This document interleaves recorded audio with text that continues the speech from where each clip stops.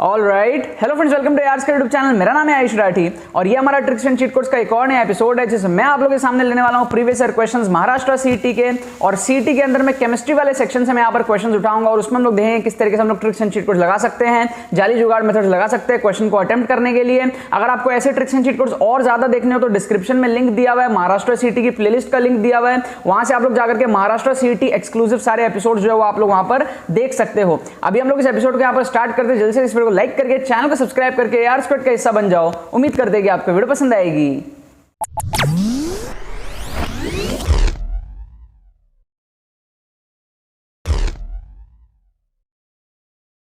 So students, video में आगे बढ़ने से पहले मैं आपको बताना चाहता हूं कि जो भी स्टूडेंट्स महाराष्ट्र सीईटी के पेपर में 80, 90, 100 नंबर पे अटके हुए हैं, स्कोर को इंप्रूव नहीं कर पा रहे हैं और वो कम टाइम में चाहते हैं कि उनका स्कोर 130 प्लस 140 प्लस जाए, राइट, और उनको रास्ता नहीं समझ में आ रहा है कि किस तरीके से हम लोग अपने स्कोर को इंप्रूव कर सकते हैं, तो आप सब लोगों के लिए एक एक्सक्लूसिव कोर्स बना रखा है जिसकी पोस्टर आप यहाँ पर देख सकते हो। ये कोर्स ऑलरेडी 200 से ज्यादा स्टूडेंट्स खरीद चुके हैं और उनको बहुत ज्यादा इसमें फायदा हुआ है। सभी के पॉजिटिव रिस्पॉन्स यहाँ पर आए हैं। सिमिलर कोर्स हमारे पास में जेईई मेन के लिए था, नीट के लिए था, कॉमेट के लिए था। सारे एग्जाम्स में बच्चों ने बहुत ज्यादा यहां पर फायदा उठाया और महाराष्ट्र सीईटी का अब एग्जाम बाकी है, तो आप जितने भी बच्चे हैं महाराष्ट्र सीईटी वाले इसका फायदा उठा सकते हो। इस कोर्स की डिलीवरी काफी ज्यादा फास्ट होती है, मतलब आप पेमेंट करके हमको मेल करोगे, उसके 1-2 घंटे में ही आपको कोर्स की डिलीवरी मिल जाएगी। और ये कोर्स भी छोटा सा है, तो आप 1-2 घंटे के अंदर इस कोर्स को कंप्लीट भी कर सकते हो। इस कोर्स के अंदर में काफी सीक्रेट स्ट्रेटेजीज एंड ट्रिक्स बताई गई हैं जिससे कि आप अपने स्कोर को 80, 90, 100 इस रेंज में अगर अटके हुए तो उसको ले जाकर के 130 प्लस 140 प्लस ले जा सकते हो, मतलब चुटकियों में, मतलब 2 दिन के अंदर में आप इसको ले जा सकते हो।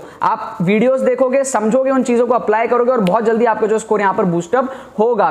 काफी अच्छी यहां पर वीडियोस, अगर आप लोग इसकी रिक्वायरमेंट हो तो यहां पर आपको व्हाट्सएप नंबर भी दिख रहा होगा, डिस्क्रिप्शन में भी सारी आपकी डिटेल्स दी हुई है। आप लोग वहां पर व्हाट्सएप करके हमें टीम से बात कर सकते हो और पेमेंट डिटेल वगैरह अगर आप लेना चाहो तो वहां पर वॉलेट नंबर वगैरह भी आप ले सकते हो। यूपीआई आपको यहां पर दिख रहा होगा, क्यूआर कोड स्कैनिंग यहां पर आपको दिख रहा होगा, क्यूआर कोड भी दिख रहा होगा, तो आप लोग पेमेंट करके डायरेक्टली भी मेल कर सकते हो या फिर व्हाट्सएप करके और कुछ पेमेंट डिटेल चाहिए या फिर और कुछ क्वेरीज हो तो पूछ करके आप लोग पेमेंट कर सकते हो। आपके ईमेल करने के कुछ ही घंटों के अंदर आपको कोर्स मिल जाएगा और कुछ ही घंटों के अंदर आप जो इस कोर्स को कंप्लीट भी कर पाओगे। तो जितने भी बच्चों को यहाँ पर रिक्वायरमेंट है, यहाँ पर व्हाट्सएप नंबर और डिस्क्रिप्शन में डिटेल्स है, आप लोग यहाँ पर मैसेज करके इस कोर्स को परचेज कर सकते हो। तो देखो यहाँ पर मैंने आपके सामने प्रीवियस ईयर क्वेश्चंस लिए महाराष्ट्र सीईटी के 2019 के केमिस्ट्री के क्वेश्चंस यहाँ पर लिए हैं। पिछले एपिसोड में मैंने इसी पेपर के फिजिक्स के क्वेश्चंस लिए थे, उसी सेम पेपर के मैं केमिस्ट्री के क्वेश्चंस ले रहा हूँ।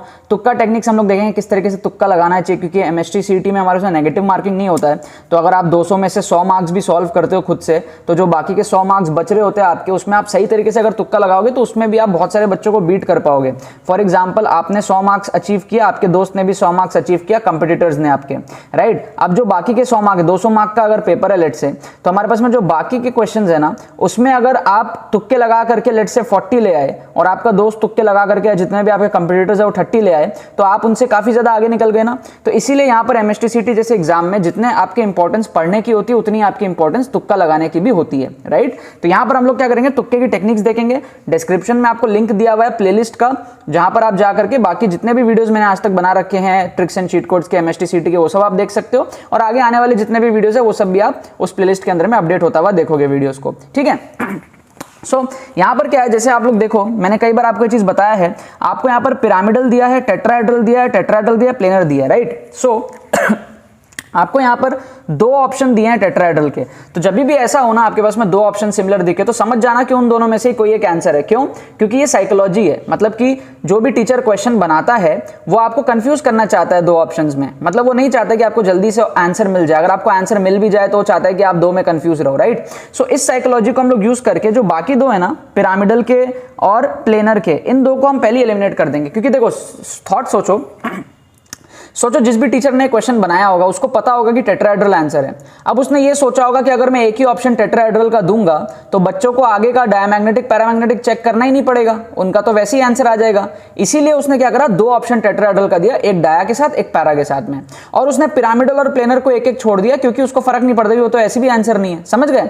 तो ये थॉट प्रोसेस यूज होता है क्वेश्चन बनाने में। हम लोग इसी को यूज कर सकते हैं 2 ऑप्शन एलिमिनेट करने में। ये बहुत अच्छा मेथड है हमारे पास में एलिमिनेट करने का। अब इन दोनों में आपको तुक्का लगाना है, तो आप लोग क्या करो ना, कमेंट सेक्शन में जाओ, क्वेश्चन 1 का तुक्का बी या फिर सी, जो भी आप सोचो जाके कमेंट करो नीचे कि क्वेश्चन 1 का तुक्का बी, तुक्का सी। मैं आपका तुक्का लगाने की प्रैक्टिस भी यहां पर करवा रहा हूं।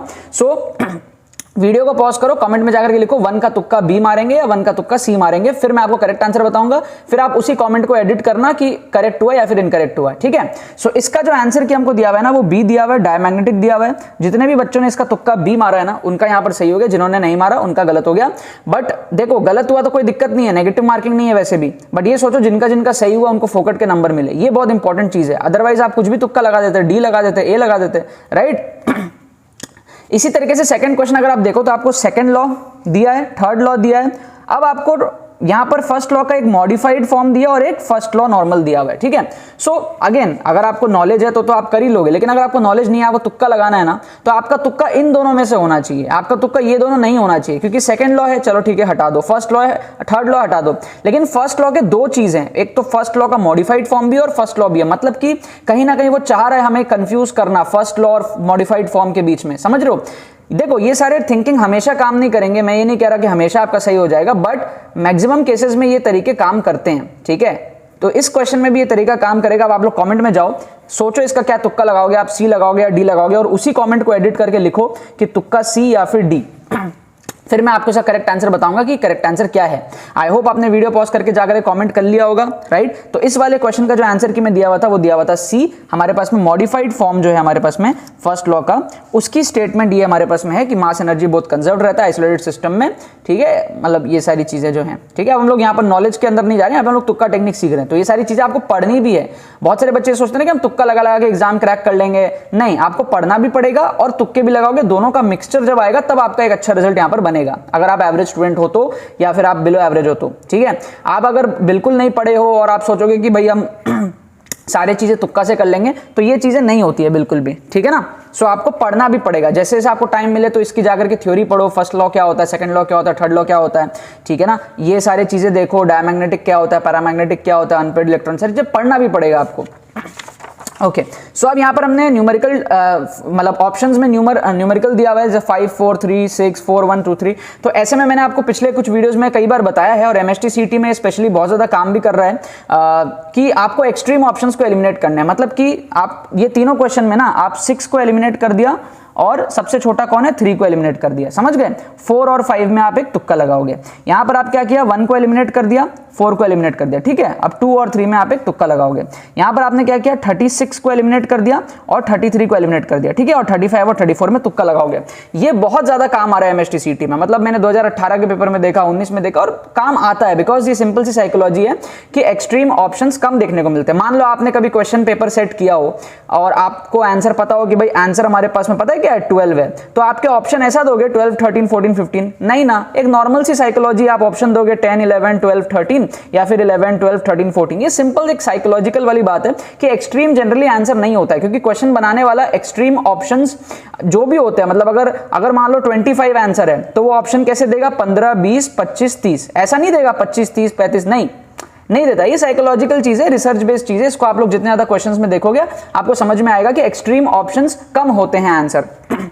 सो अब आप लोग क्या करोगे, उसी में जाकर के उसी कमेंट में क्वेश्चन थर्ड का तुक्का बताओगे ए या फिर बी, क्वेश्चन फोर्थ का तुक्का बताओगे सी या फिर डी, और क्वेश्चन 5 का तुक्का बताओगे आप सी या फिर डी। फिर ये इसके मैं करेक्ट आंसर आपको बताऊंगा। फिर आप लोग टोटल करना, इन पांचों में आपके कितने करेक्ट हुए। 5 में अगर आपके 2-3 भी सही होते हैं तो सोचो कितना सही हो गया। ये सारे क्वेश्चंस अगर आप छोड़ रहे होते हो तो आप इन सबको इस तरीके से अटेम्प्ट करके कितना अच्छा स्कोर बूस्टअप कर सकते हो। और बहुत सारे बच्चों के ये भी कमेंट आते हैं कि सर हमारे 5 सही हुए, और एक्चुअल में होते हैं, क्योंकि आपको फील आ जाता है कहीं ना कहीं, कोई बहुत बड़ी बात नहीं है, ठीक है ना। सो अगेन वीडियो को पॉज करो, इन तीनों में तुक्का लगाओ, 3 का ए या फिर बी में से एक सोचो, प्रैक्टिस करो तुक्के की, है ना। फिर 4th क्वेश्चन का सी या फिर डी में से एक चूज करो, और 5th क्वेश्चन का सी या फिर डी में से एक चूज करो। फिर मैं आपको इन तीनों के करेक्ट आंसर्स बताता हूं, राइट। तो आई होप आपने मेरी एडवाइस मान करके कमेंट जाकर कर दिया होगा। तो आंसर की में हमारे पास में जो आंसर दिया वो दिया हुआ है बी, है ना। थर्ड का हमको बी दिया हुआ था। अब मैंने ये सारे क्वेश्चन पढ़े नहीं है, सॉल्व नहीं किया, ठीक है। मैंने ना बस अरियंत के जो बुक है मेरे पास प्रीवियस ईयर की, उससे मैंने क्वेश्चन लिया और आंसर की बस देख के मैं वीडियो बना रहा हूं, ठीक है। अब ये सब सॉल्व मैंने नहीं किया, थोड़ा बहुत अगर आंसर की में गलती हो तो फिर पता नहीं, राइट। तो यहां पर मैं इसका आंसर दिया हुआ था 2 सी, ठीक है, और इसका आंसर दिया हुआ था 35, ठीक है। तो ये सब सॉल्व करके आप लोग देख लेना, मैंने सॉल्व करके नहीं देखा है। तो इसका दिया था बी, इसका दिया था हमको C2, और इसका दिया था 35 मतलब कि C, राइट। तो ये हमारे पास में आंसर्स थे। 1 2 के मैंने आंसर यहां पर बता ही दिए थे आपको, B C, और यहां पर मैंने आंसर बता दिया B C C। अब ये जो बहुत सारे बच्चों की एक साइकोलॉजी होती है ना कि यार बहुत सारे बच्चे बोलते भी कि सर क्या बी सी ये सब ज्यादा होता है, ये डेफिनेटली होते हैं ज्यादा, है ना, ये सच में होता है। अगर आप ए बी सी डी में से कुछ मार्क करना चाहते हो तो बी और सी को थोड़ा प्रेफरेंस दिया करो, ए को थोड़ा कम ही प्रेफरेंस दिया करो। अगेन वो साइकोलॉजी, आप पहला ही ऑप्शन आंसर थोड़ी डाल दोगे, आप लोगों को चाहते हो ना कि थोड़ा कंफ्यूज करो। मान लो आपने पहले ही ऑप्शन डाल दिया सही, तो बच्चा तो करके निकल जाएगा, उसका फट से आ गया। तो थोड़ा सा फंसाने के लिए ये क्या होता है, एक्सट्रीम, इसमें भी ये चीज होता है, सेम साइकोलॉजी अप्लाई होती है कि एक्सट्रीम आंसर थोड़े से कम होते हैं, देखने को थोड़े कम मिलते हैं, बी सी होते हैं। लेकिन इसका मतलब ये नहीं है कि आंख बंद करके सी मार्क कर देंगे सब में, नहीं, वो चीज नहीं करना है, थोड़ा सोच समझ के करो ना, ज्यादा बेटर रहेगा। लेकिन अगर आप नहीं सोच पाते हो ये सारी चीजें, तो सी या फिर बी आपके लिए सबसे बेस्ट ऑप्शन है। यहां पर आप देखो, एक क्वेश्चन में सी था, दूसरे तीसरे 3 क्वेश्चन में सी था और 2 क्वेश्चन में बी था, ए एक में भी नहीं था, राइट। और ये सब मैं एज इट इज उठा रहा हूं, प्रीवियस ईयर की जो बुक है अरिहंत की, उससे एज इट इज मैं उठाता हूं, कुछ भी छेड़छाड़ यहां पर नहीं करता हूं, ठीक है ना। बाकी तो बस यही बात है। सो यार आई होप आपको ये ट्रिक्स एंड चीट कोड्स पसंद आए होंगे। ऐसे ट्रिक्स महाराष्ट्र सीटी के एग्जाम में बहुत इजीली अप्लाई होते हैं। अगर आप लोग स्टक हुए पड़े हो, अपने स्कोर को 80 90 100 इससे ज्यादा आगे नहीं ले जा पा रहे हो, 130 प्लस आपको ले जाने का टारगेट है, तो आप लोगों के लिए एक्सक्लूसिव कोर्स यहां पर बना रखा है, जिसकी पोस्टर आप लोग यहां पर देख सकते हो। काफी कम टाइम में इसकी डिलीवरी आपको मिलती है। आप पेमेंट करके हमें स्क्रीनशॉट भेजोगे मेल पे, 1-2 घंटे के अंदर अंदर आपको जो है कोर्स मिल जाएगा। उसको 1-2 घंटे के अंदर आप लोग कंप्लीट भी कर सकते हो। और वो सारी चीजें सीखने के बाद अगर आप मॉक टेस्ट वगैरह में अप्लाई करोगे तो आपका स्कोर ड्रास्टिकली बढ़ेगा। तो देर ना करते हुए, जितने भी स्टूडेंट्स का स्टक हुआ है स्कोर महाराष्ट्र सीटी के अंदर में, उसको और बढ़ाना चाहते हो आप लोग, तो यहां पर हमारे पास में व्हाट्सएप नंबर है, डिस्क्रिप्शन में सारी डिटेल्स हैं। आप लोग डायरेक्टली हमको व्हाट्सएप पे मैसेज करके आपकी कोई भी क्वेरीज हो तो वो आप पूछ सकते हो, और फिर इस कोर्स को परचेज आप लोग कर सकते हो, राइट। बाकी तो बस यही बात है। बहुत बहुत धन्यवाद इस वीडियो को देखने के लिए, बने रहिए यार।